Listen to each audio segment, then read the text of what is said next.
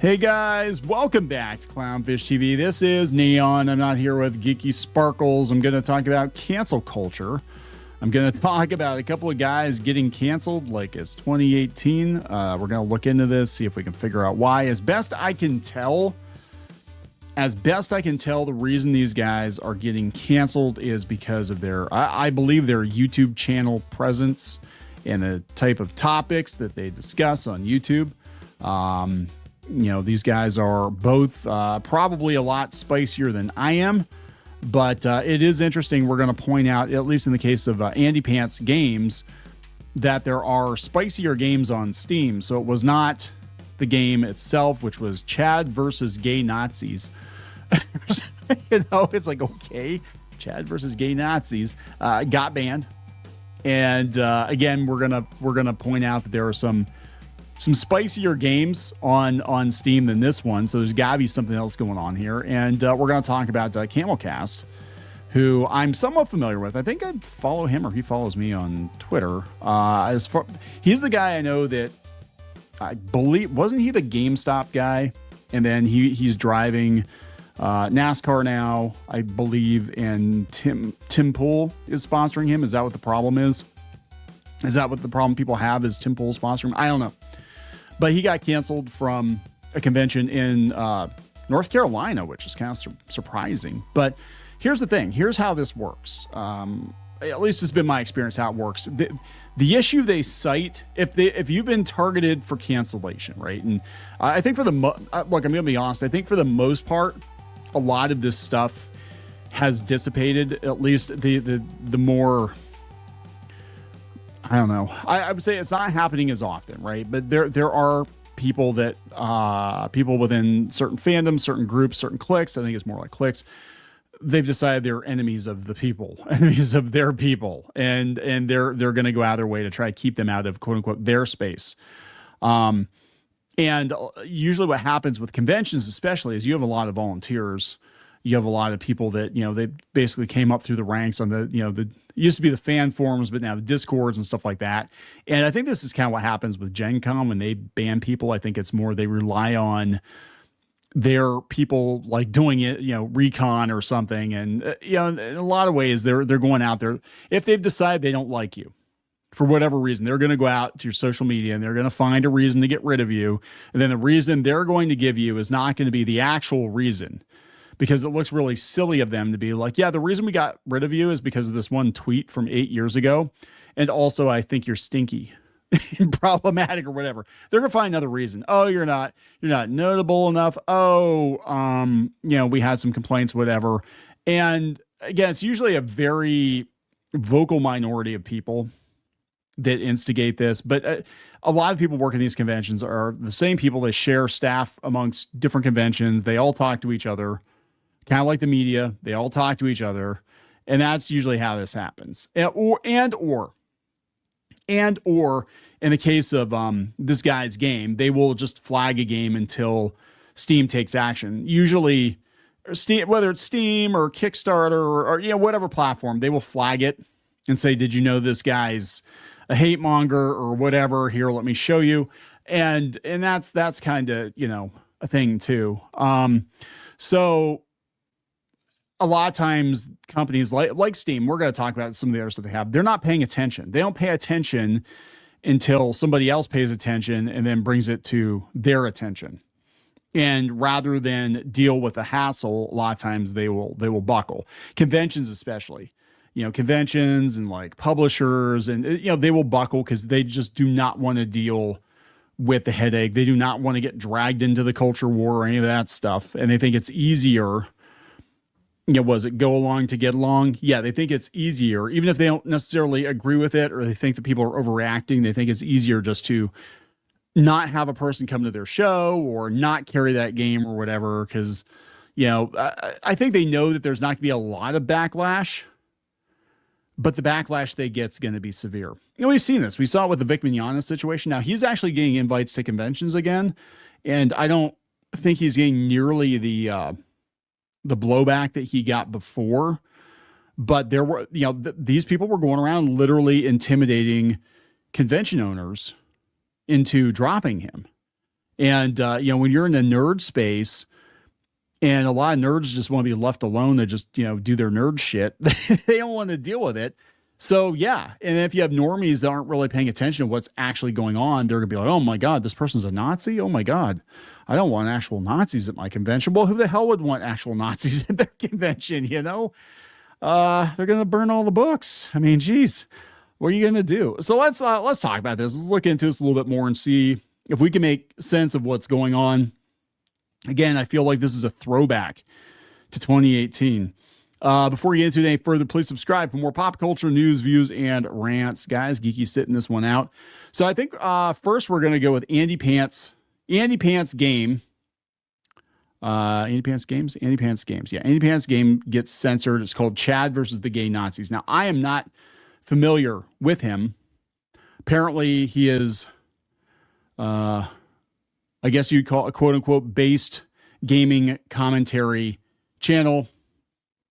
Fired, gross, gay, and retarded. Can we say those? Can we say that now? Is it okay to say that on YouTube? Apparently not. Notch, yeah, we got Notch on here canceled. Bunch of developers canceled. Again, I'm not familiar with this guy personally. So I can't speak to what he talks about or doesn't talk about. But yeah, apparently there's some people that don't like him. So this game has been banned by Steam, Shopify, Linktree, Linkbee, and now apparently it's making the rounds now. A lot of people aren't covering it. That actually how I found out about this one was through Phantom Pulse. They covered it. I don't know if it was John Trent or John Delarose, but yeah, Steam bans AndyPants Gaming's Chad versus the Gay Nazis 2D shooter under suspect circumstances. All right, so AndyPants Gaming has been a staple of great anti-woke content on YouTube. I'm sorry, I am unfamiliar, so I cannot speak to his content, what he says or doesn't say. I'm just reading the article. Okay, he's finally come out with his own game, only to be hit with the Steam ban censoring the content. While AndyPants Gaming only makes a video or two every month, he does excellent deep dives into the woke content in video games, exposing the rabbit holes of ridiculousness that most channels only scratch the surface of. I am probably guilty of that. He's garnered more than 200,000 subscribers from his content and has been working on a video game for the last several months. Here's what I have learned, and this is very true in any industry. Basically, you don't shit where you eat, and it is hard to be critical of the video game industry while simultaneously wanting to be part of the video game industry. It's hard to be critical of the tabletop industry while simultaneously wanting to be part of it. It's hard to be critical of comics while simultaneously wanting to be a part of it. You see what I'm saying? Because the people in the industry, even though you might have a silent majority, and I'm not telling him he should or shouldn't do anything. I'm just saying this is how it works, right? They're going to protect their own. Even if it's only 5% of the people, even if you've only pissed off 5% of an industry, these industries are small and they're going to coordinate to try to get rid of you because you're a threat. Yeah, I've seen it time and time again. They will do what they can do to try to get you out because you're a threat to them. And if that 5% happens to be the ruling class or whatever, they're going to go to whatever links they can go to push you out because it's survival, right? It's survival. And if they view you as an adversary and you're a threat to what they're doing, yeah, they're not going to play nice. You know what I'm saying? Like they're just not going to. Anyway, on Friday, he launched his game Chad versus the Gay Nazis on his own storefront. Okay, so it was on his own storefront. Well, it's on Shopify. Shopify, actually, they've gotten... Let's just say that the Shopify of 5 or 6 years ago, I don't think exists anymore. This is the same Shopify that went to bat for, keeping Trump merch up and all this other stuff. And they were all like pro free speech as long as it's not illegal. I don't know if they're that way now. It does feel, because I know the CEO got all kinds of blowback.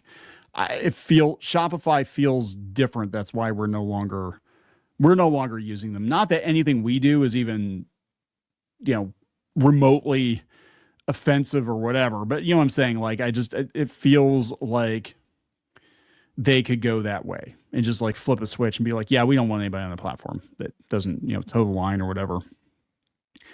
The page has a hilarious graphics and a parody world of extreme leftism where one man stands against them. The first description of the game says this game has been banned on Steam. So it was banned on Steam. I'm going to look into it. When we do these videos, if somebody's paywall, their content's paywalled, I am not going to show it on the video. If you want to read the whole article, go out to Fandom Pulse and go read the article over there and give them money, because if it's paywalled, I'm not gonna go around their paywall. I do on the mainstream sites because it's mostly ad blocker stuff. It's not like individuals, writing or whatever. But we can go out to Reddit on the Asmongold subreddit, and people say I've seen worse games like Gay Hitler or Furry Hitler or some shit. What's this one? This game by Adolf Games. So this game is by Adolf Games. It's called Sex with Hitler. So that's on there. I was going to pull up this one. I found this by accident the other day. I was looking for Assassin's Creed Shadows to pull up the numbers. There's literally a game on Steam called Ass Sniffing Simulator. So let's see. You can have Sex with Hitler. What's this one? Furry. What's this? Is this Furry Hitler? So Furry Hitler's okay. Z version. What's this? This is called Yahtzee. Are you the Yahtzee or are you shooting them? See, that's the context. Z furry version. Let's see here. Nazi Furry by Furry Tales. Yeah, it's been out for 3 years. Let's see. View screenshots. I don't know if I can show those. Okay. Anyway, so yeah, we got Nazi furries. So apparently the problem, what's this one? Nazi BDSM with gay elements. Okay. The problem is not the Nazism, I think. The problem is Hitler bunker BDSM. And that's been around since 2023. So the problem is you're going around, I believe, and shooting gay Nazis. That is, I believe, the problem they're having. Actually, I think it's more like, man, I don't know what I can show on here. I can't show on here. It's more about people complaining. That's what this is about. Because, most of the stuff they don't even pay attention to. Wow. Okay. So yeah, they're just talking about some other cancel culture things. It's just like, yeah. Oh, this guy, the Kate Bush's banished ex-husband, airbagged or whatever. I know they go after Grums all the time. So, it is absolutely positively, absolutely positively individuals causing problems for personal reasons. And then what they're going to do is they're going to look at and I know the playbook, it's actually, unless somebody really looks into it, it's actually pretty easy to get somebody canceled. Actually, the bigger you are, the harder it is, I think, to cancel you. But if you're a smaller creator, not that he's got 200,000 subs. It's quite a few. But as a game publisher, he's not like a big deal, right? So it's going to be hard. It's going to be easier for them to just, because it's like Steam's not going to lose a lot of money if they get rid of, the gay Hitler game or whatever, so but it is part of the playbook. And it probably, honestly, looking at this other stuff, if he appeals it, it'd probably get reversed, because they can't say, well, we did it because it violated our content guidelines, because look at all this other shit that they've got on here. So then that brings us to this guy. This is CAMELCAST. It's so weird. Everybody thinks that like everybody in YouTube just like hangs out together. Like I don't even know who the one guy is, and I'm vaguely aware of CAMELCAST. So this is Game and Geek Expo banning CAMELCAST. He got called a Nazi. God, what year is it? Seriously, this shit has been going on for the better part of a decade, and it kind of died down. And then once Trump got reelected, it just all started up again. This is Cody Dennison, NASCAR ARCA racing driver and YouTube personality known as CAMELCAST. Okay, he was suddenly removed from the upcoming Game and Geek Expo in Raleigh, North Carolina. North Carolina's weird. Like if it were, Seattle or Portland or something, I'd be like, yeah, probably. They'd never invite him in the first place. But yeah. On May 25th, Dennison posted on X sharing that he was disinvited from the event after a vendor and photographer allegedly called him a Nazi. For what? Why? This decision, detailed in an email from the Expo's organizers, has sparked a debate about cancel culture and free speech. Okay, so this is the, let's go out and see the email he got. We got kicked out of the event. Hi, Cody. Thank you for your interest in being part of the Game and Geek Expo. We appreciate the time and effort you've put into your content and the support you've shown for our event.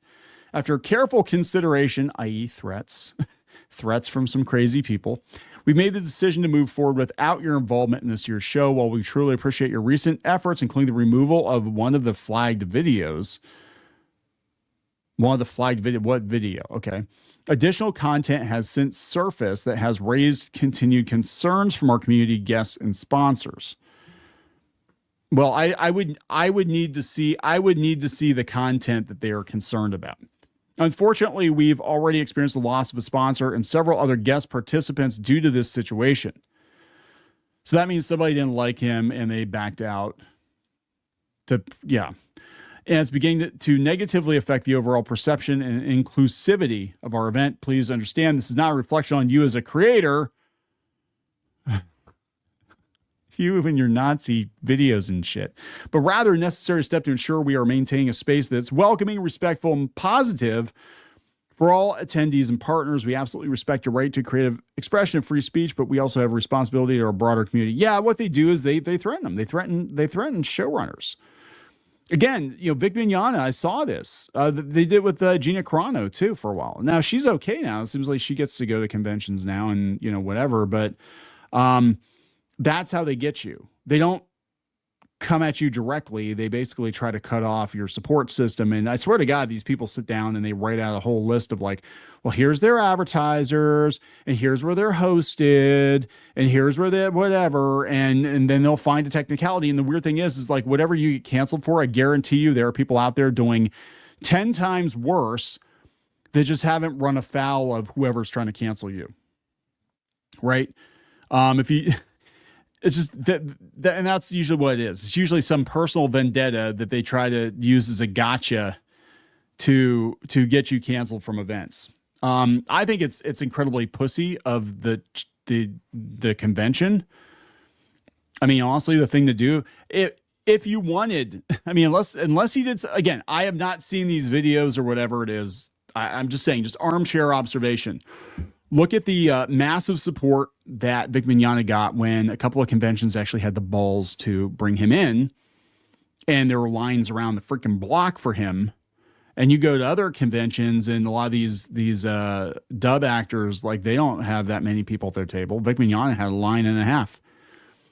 If you had the balls to bring these people in, you might actually be rewarded. You might lose a sponsor, but you might pick up 10 more. I'm just saying, because people are tired of the cancel culture shit. And again, I don't know what he did or didn't do. I'm just saying, if it's nothing egregious, it's just, somebody's got a problem with him personally and they're going to try to find a gotcha, which is usually the case. 9 times out of 10, that's usually the case. Then just be like, you know what? We're still bringing him. We committed to bringing him. We're not going to backpedal on that. It's our decision and take it or leave it. Right.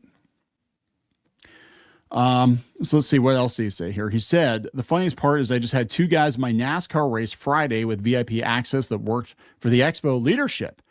Guess that's why I was told after the race. Oh boy. I was really looking forward to seeing my boys again. Hopefully I see you soon. When one of the biggest content creators in the world crawls in your DMs to make a video about this, that's when you know things have gotten hit. Is that Asmongold?